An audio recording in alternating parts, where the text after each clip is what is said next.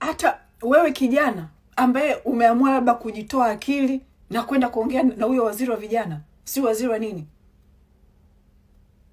hutakiwi kwenda pale kwenda kutoa malalamiko ya vijana ambao ni trivial, ambao ni yani kwa sasa hivi kwenda pale kuongelea kero ya maji au kero ya ajira kwa vijana au sijui kero ya sijui kitu chochote kwa vijana, ni kuondoa uzito wa issue. Kero sasa hivi ambao vijana mnatakiwa muongee popote pale ambao ina manufaa kwenu na kwa nchi hii ni 3 tu: katiba mpya, serikali ya mpito, uchaguzi kurudiwa. Hizo ndo yani mnatakiwa msimame kwenye hizi nguzo 3. Tumeshapita huko. Niliona video moja eti kijana ana kwenye ile malalamiko anampa huyo waziri haramu, anaongelea nyinyi mnaendesha magari ya kifahari. Kweli tumezika watu, bado tunaongelea ufisadi wa mbwa.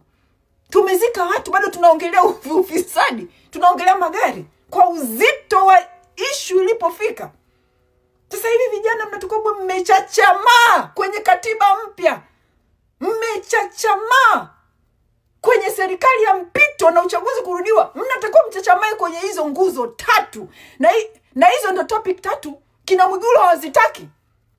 Hizo ndo topic 3 Samia hazitaki, serikali hii hawazitaki, kwa sababu wako tayari kuongea na nyinyi kwenye chochote, lakini sio wapeni haki. Wako tayari kufanya lolote, lakini sio kutoa haki.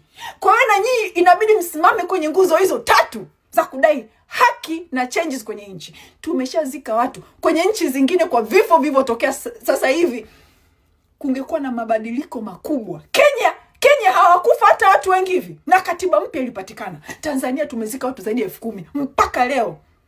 Mpaka leo hii serikali inawapigeni nyinyi dana. Sasa hivi tunawasikiliza. Wengi wasikiliza sasa hivi. Hii serikali sasa hivi tayari kungekuwa kumeshawekwa tume ya katiba mpya hapa. Tayari kungekuwa kumeshaanza talks za serikali ya mpito kama ni serikali inaosikia. Lakini ni serikali ambayo bado iko kwenye kucheza akili za wananchi, lakini sio kutoa haki. Sasa hivi Watanzania tunacheza ngoma inaopigwa na sisi. Wanatumia vyombo vya habari. Guys, mimi siwezi kufanya hii kazi forever, kila siku kurudi kuwakumbusheni. I wish atokee na mtu mwingine ambaye atakuwa na platform hii asaidiane na mimi. Especially mimi sasa hivi at the end of the day, unajua mimi nimeolewa. Kama mnavyojua nimeolewa. As before nilikuwa na like a lot of independence ya kufanya whatever, hata kama ataki nini, yani ya kuendelea na hizi harakati zangu, because I had a lot of money of my own. Lakini sasa hivi sina income, sina hela, so I have lazima nimsikilize shemeji yenu akiniambia nitulie, akiniambia nini, so inabidi atokee na mtu mwingine wa kunisaidia kufanya hii kazi. Kwa sababu kila ninapofanya hizi video shemeji yenu okay bado nini watakuja kutua. Mimi sijali waje kutua, but of course shemeji yenu cares. Na sasa hivi sina income ya kujifanya kiburi, sina hela, so I have to listen. So inabidi atokee na mtu mwingine anisaidie kufanya hii kazi. Lakini Watanzania sijui yani inakuaje sasa hivi kina Mwigulu wanatumia media kuwasahaulisha kichotokea bila kuwapeni haki yoyote. Inabidi kila Mtanzania kwenye akili yako sasa hivi uwaze kwamba sitaki kusikia chochote kwenye hii serikali zaidi ya kunipa haki, zaidi ya haki. Tumezika watu kwa ajili ya haki. Na kina Mwigulu hawataki kutoa haki, wanataka kufanya ni propaganda tu. Na sasa hivi Samia katulia nyuma, anawatumia hawa kuilegeza nchi. Mkishalegea ndo atarudi sasa. Imagine guys, imagine. Mpaka nalichukia ili neno guys sasa hivi. Imagine uchaguzi umeibiwa, wametuua, bado wameshikilia nchi, hawajatupa hata haki moja tulioidai kwenye maandamano. Hata haki moja.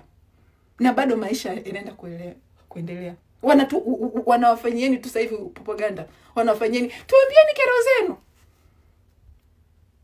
Of course kuna watu wanasema kwamba vijana wale kwenda pale ni UVCCM. Sawa, wanaweza wakawa UVCCM, sio kweli vijana wa Tanzania.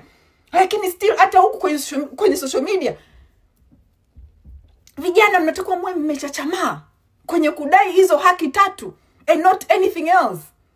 Hata huyo Habil huko TikTok naona pia hadithi nyingi, vitu vingi, lakini yani hayuko kwenye ile point kubwa. Point kubwa ni lazima haki zipatikane and not anything else.